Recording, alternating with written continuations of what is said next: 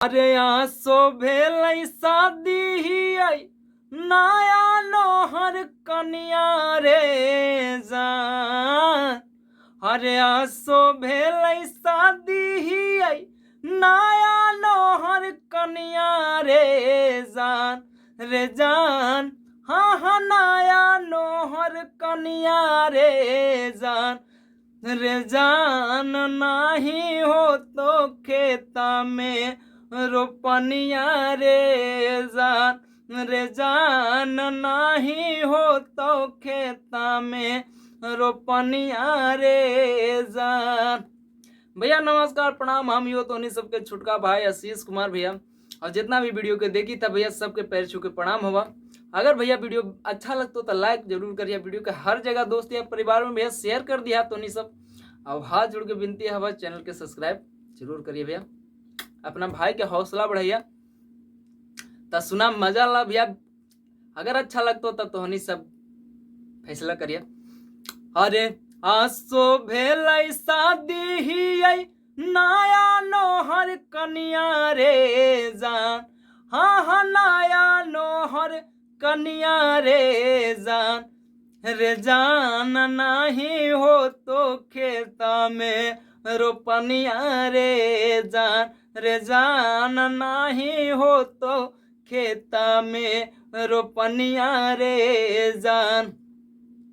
1200 है सावाना में झीरी झीरी पनिया रे जान। 1200 है सावाना में झीरी झीरी पनिया रे जान करे पर तो खेता में रोपनिया रे जान करे पर तो खेता में रोपनिया रे जान। ए हाँ आशीष के मौगी तूता हाँ सुकवारे गे जाती हम मोरिया कवारे गे। आशीष के मौगी तूता हाँ सुकवारे गे जाती हम मोरिया कवारे गे रे जान नहीं हो तो हम से रोपनिया रे जान। अरे अरे अरे किया आशीष के बढ़ल है बड़ी परेशानिया रे जान नहीं हो तो हमसे रोपनिया रे जान करे पर तो खेता में रोपनिया रे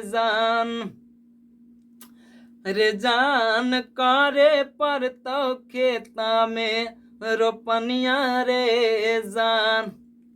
भैया वीडियो अच्छा लगल हो तो लाइक जरूर करिए भैया वीडियो के, और शेयर कर दो भैया, और चैनल के सब्सक्राइब जरूर करिए। तब चला फिर मिलेगा भैया अगला वीडियो में, तब तक के लिए